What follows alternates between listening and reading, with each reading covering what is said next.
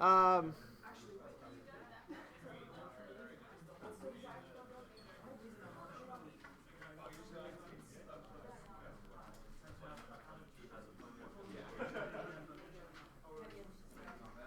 all right, so who knows the derivative of inverse sine of x? What is it? All right, I'm going to tell you.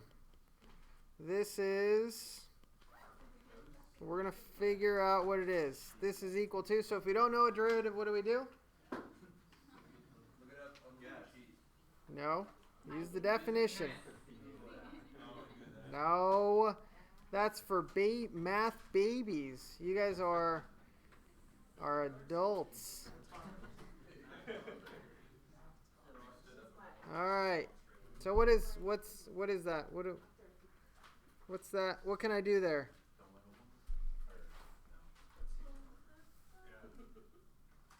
That's the derivative, right? Okay. What's the inverse sine of x plus h?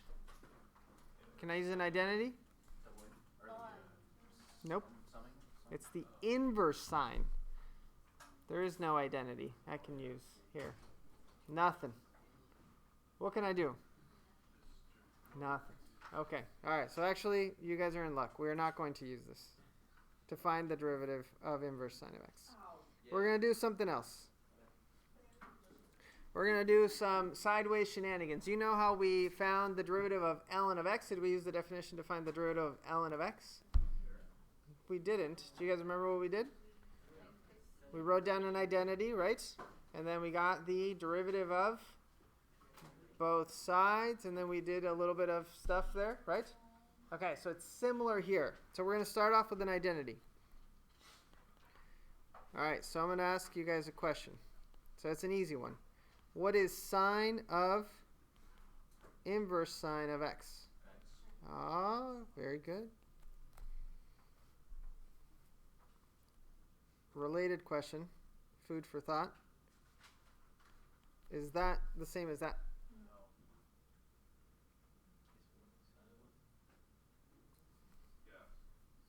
No, the answer is no. So this is actually, so this is not true. Well, we'll say not necessarily true. Why? Because the range of inverse sine is restricted, right? So it's not necessarily true. So, okay, so you got to be careful there. All right, so that's a bit of an unrelated note there. Okay, so that's not the identity that I want to use is this one. Okay, so take a guess what we're going to do. I already gave it away. Take the sine of it? No. Take the derivative of both sides, right? What we've been doing. Okay, all right, so we have the identity, right? We know that sine of inverse sine of x equals to x. Now, take the derivative of both sides. And if I do that, we'll start with the easy side first. What's the right side? 1. Nice. Okay. Now, what's the left side? What rule do I have to use to find the derivative of that? Chain rule. Good.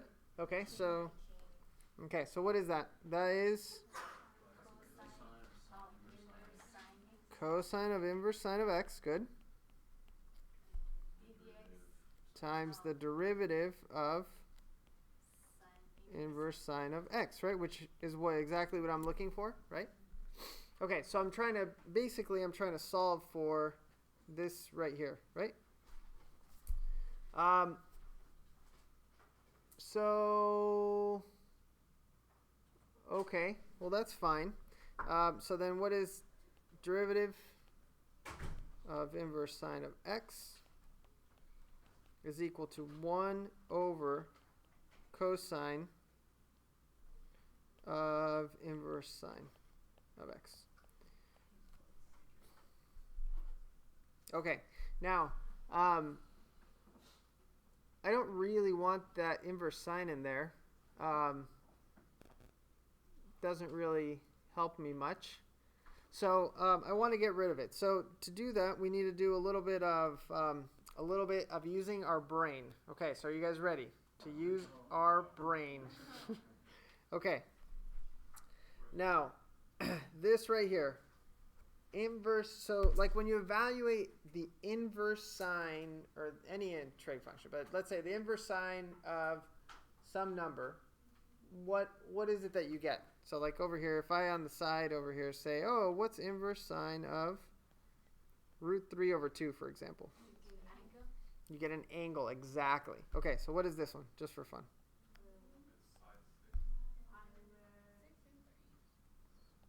Well, that's not a good answer. It's pi over 6 or pi over 3? No. Pi over 3. Okay, all right. Okay, but the key thing here is that this represents an angle, and also very important, we also know what it's between, because we know that inverse sine, the range is restricted between negative pi over 2 to pi over 2, right? Okay, good. All right. So so this right here, this I can actually evaluate this using right triangles. So let me do a little picture here.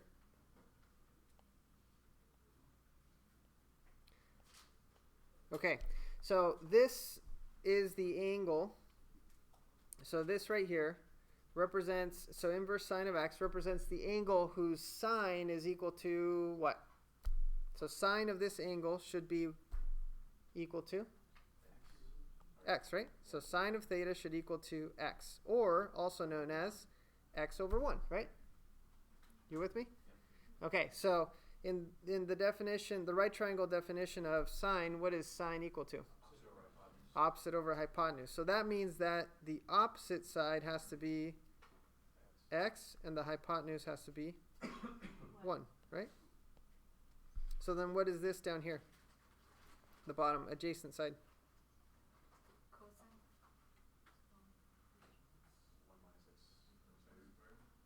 How do I find it? If I have two sides of a right triangle, find the third by? Yeah, Pythagorean theorem, right? So what would that give me? Square root of? 1 minus x squared, right? Okay, now, so let's see here. Let me see.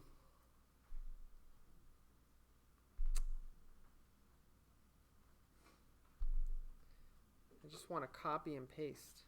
How do I do that? How do I tell this to copy and paste this to the next page? I need more room. What do I do? What can I do? It's a page. Now I can't see. Okay, so what is it that I'm trying to find? I'm trying to find cosine of this angle theta, yes? Which is right here. So what is cosine of this angle theta?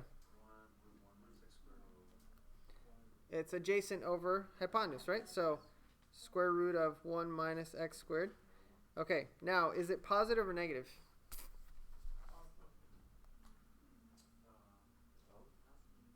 How do I know?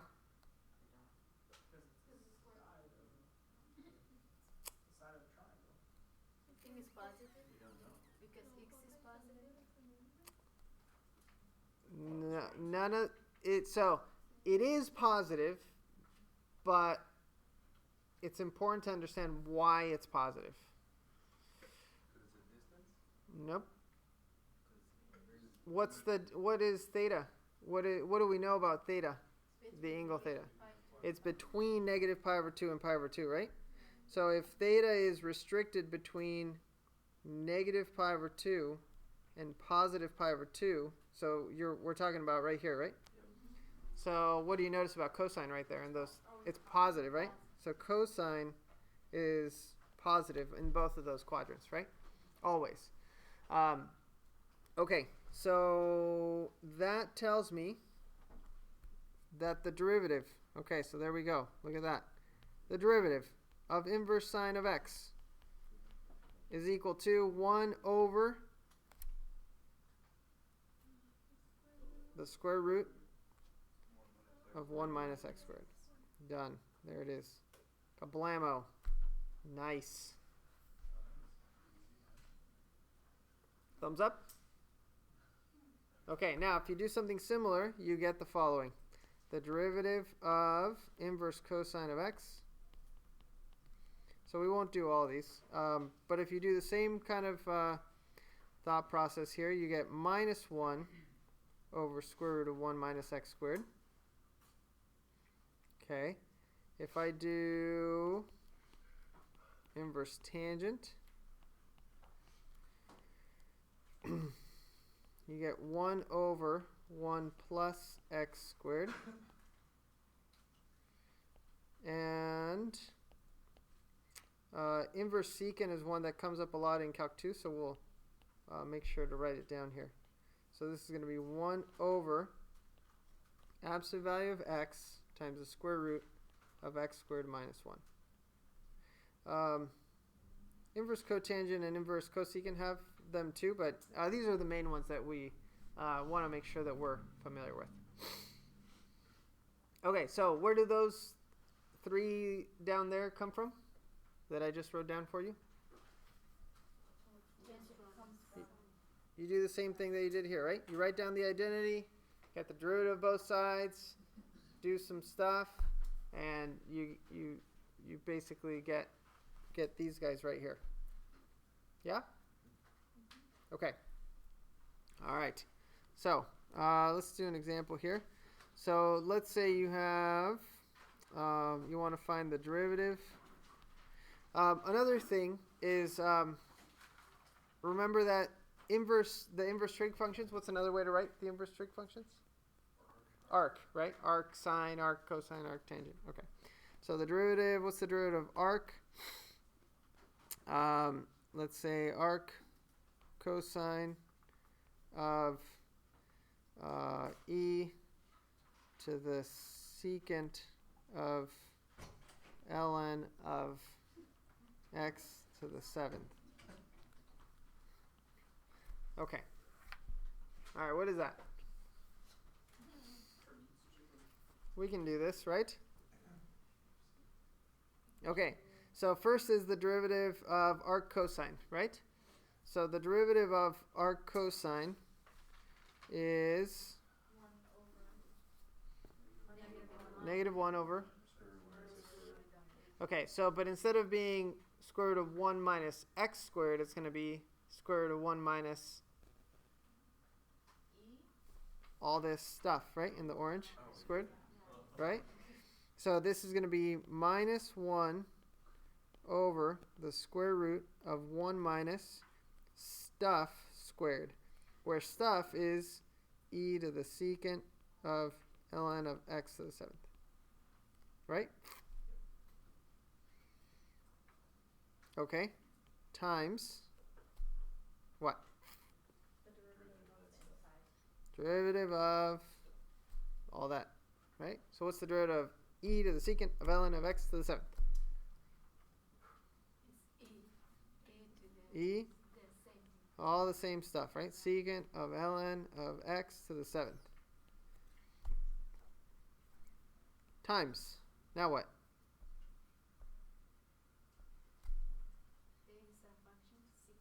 Derivative of secant, right? Okay, so what's the derivative of secant?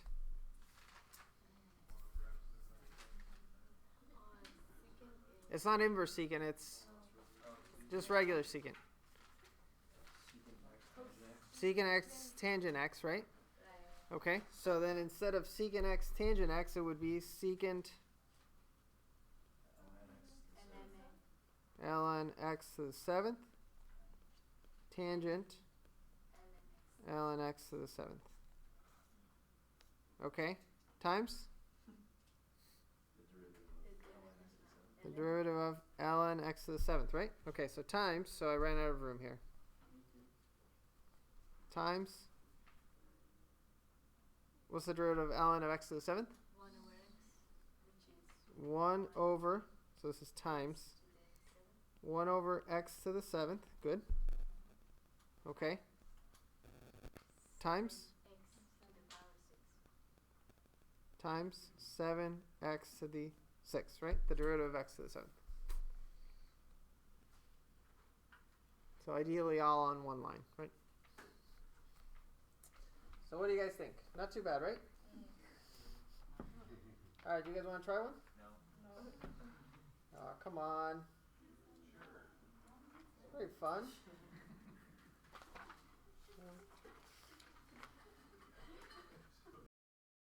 The confusion. Okay, so right here, when I get the derivative of both sides, so I start off like this, right?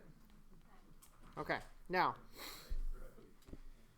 here when I get the derivative of arctangent of stuff, right? So it doesn't matter what is inside of arctangent. The first thing I do is I look up, since the most outside function is arctangent, I need to look up what's the derivative of arctangent of x, right? So I look it up, right? And I get, it's right here, 1 over 1 plus x squared. Now, if I have a function in here, what am I going to replace the x with in here? Function. With whatever the function is, right? So instead of having 1 over 1 plus x squared, I'm going to have 1 over 1 plus xy squared. Right. So that's the very first thing. Okay. So this is equal to 1 over 1 plus xy squared. Does that make sense? That very, very first step?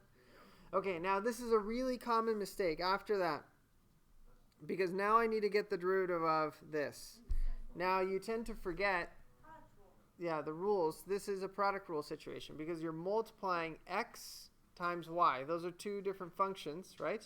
And so you're multiplying them. So if you want to get the derivative of x times y, you need to use the product rule. So what is the product rule here? So you would have the derivative of x, which is 1, right? Times y. I'll just put it for emphasis. You don't need to put it.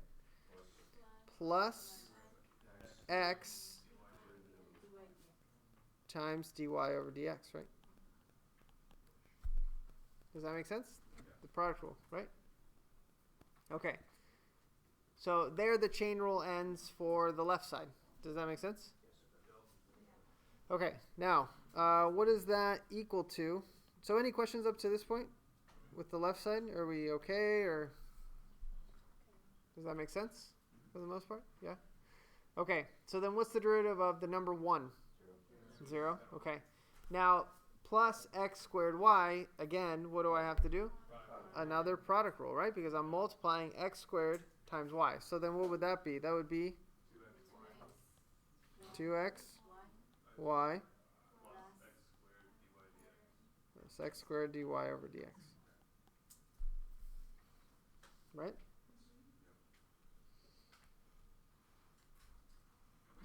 Okay, so then I need to do a little algebra here. Let's see. So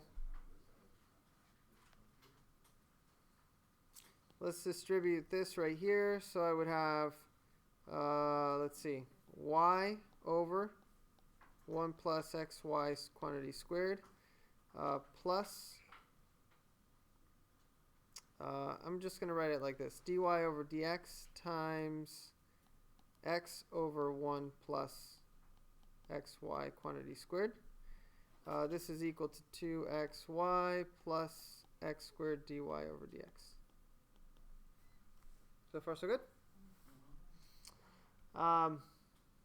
Okay, so then let's move them all to the same side. So how about dy over dx? So I'm going to have x over 1 plus xy squared. And then I'll move this one right here to the left side. So that's going to be a minus x squared. And then I'm going to factor out the dy over dx. Is that okay? And this is equal to 2xy. And then I'll move this one to the right.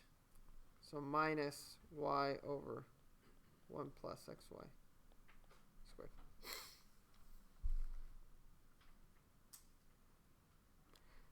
So then, if I divide both sides by this guy right here, I would get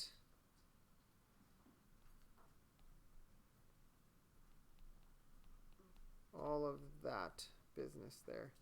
And we can simplify this a little bit more, but I ran out of room and I don't really feel like doing it. But Uh, but you can multiply, for example, if you multiply top and bottom by 1 plus xy squared, you would get rid of the fractions and it would be a little bit better. You divided the x over 1. Yeah, I just divided both sides by this, right? X over 1 plus xy squared minus x squared, right? So I divided both sides by it, and this is what you end up with. That's the derivative, yeah. Can you go back to the part where you have like the circles and the arrows? Like from that step onward, So you didn't put the x right over Well, you move this one to the left and this one to the right. Okay. That's it. And well, so this one, this is the orange, right? This orange is this orange. This red is that red. But you factored out the dy over dx, right? I have a question. So at the second step, when you distributed the 1 over 1 plus xy squared, why? I guess I'm confused as to how you got dy over dx times x over 1 plus xy squared. I just changed the order around. Is all. Did you go over that one more time? This one right here. Yeah. So if you multiply x dy over dx times 1 over 1 plus xy squared, you get x on top, right? So x times 1 is x. And then times dy over dx. And then over 1 plus xy squared. I don't get why it's not a denominator under the dy dx. You mean why it's not like Why 1 plus xy squared isn't a denominator for you just factor it out, right? like that? Yeah. It's the same thing. It's like dy dx over 1 times x plus xy. That's why it's confusing. Yeah, I mean, there's multiple ways to write it. The issue is that you want to solve for it eventually. So if I were to put it inside the fraction, well, then it would make it harder for me to solve for it. So that's why.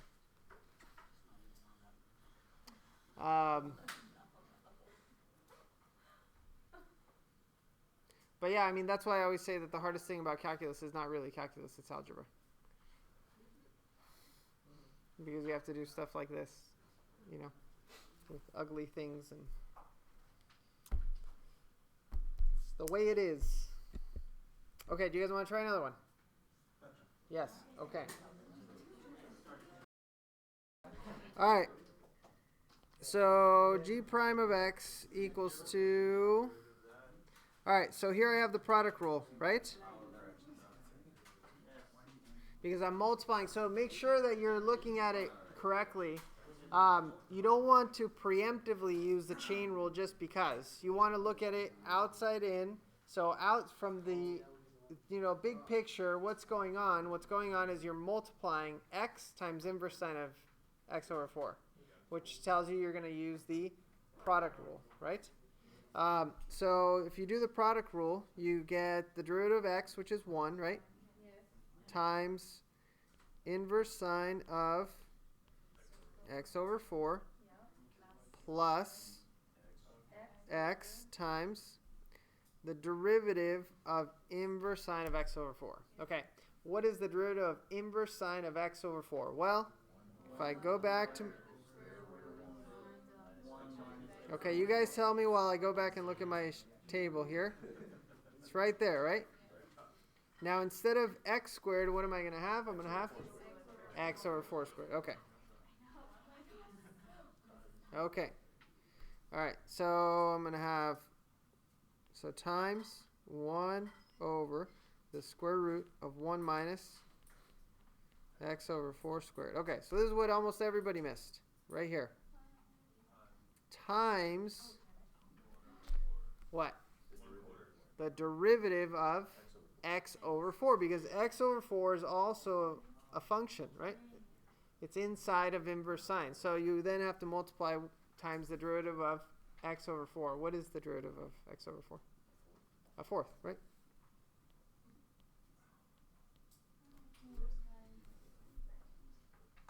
Does that make sense? Why that's there? 1/4? Okay, then moving on, plus the derivative of square root of 16 minus x squared. So what is that? That is 1 over 2 square root 16 minus x squared times negative 2x, right? The derivative of 16 minus x squared, which is minus 2x.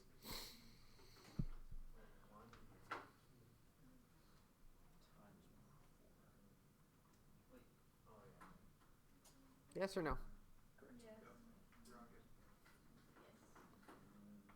Okay, so then what's the question? The question is, what is g prime out? 2. So just plug in 2. What is it? Oh, okay. All right, so I have inverse sine of 2 over 4, 1/2, okay, plus 2 over the square root of 1 minus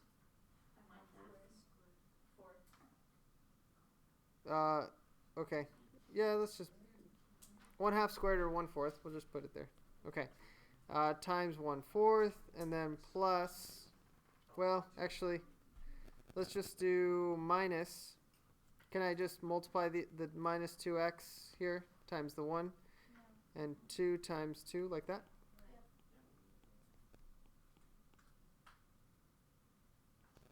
I'll just do that. Is that okay? Okay. All right. Now, what is that? What is inverse sine of 1/2? Sine of what angle gives me 1/2? 5/6. Good.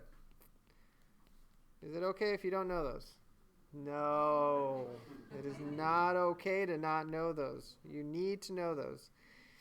Okay. 2 and 4 reduced to 2. 1 minus 1/4 is 3/4, right? Why is that 1/4 right there? Because we plugged in 2 into the x right here. Oh, So it's 1/2 squared. Okay, so, okay, now, do you guys agree that that's equal to that? You with me or without me? Yeah, that's cool. yeah, sure, why not? Sure, why not? Yeah, let's do Of course it is. Because what is that? That's square root of 3 over 4, right? What's the square root of 4? 2.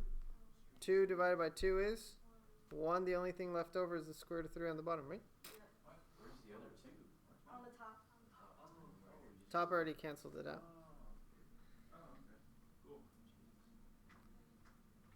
Algebra magic right there. Okay, so these 2's cancel, so then I get minus 2 over the square root of 12. Well, since I'm in the simplifying mood here, might as well 1 over what? Well, root 3, right? Because 2 right? So this is 2 root 3, so then the 2's cancel. So then what is this equal to? Bam! Look at that. Pi over 6. Good times. That's it. Just for that.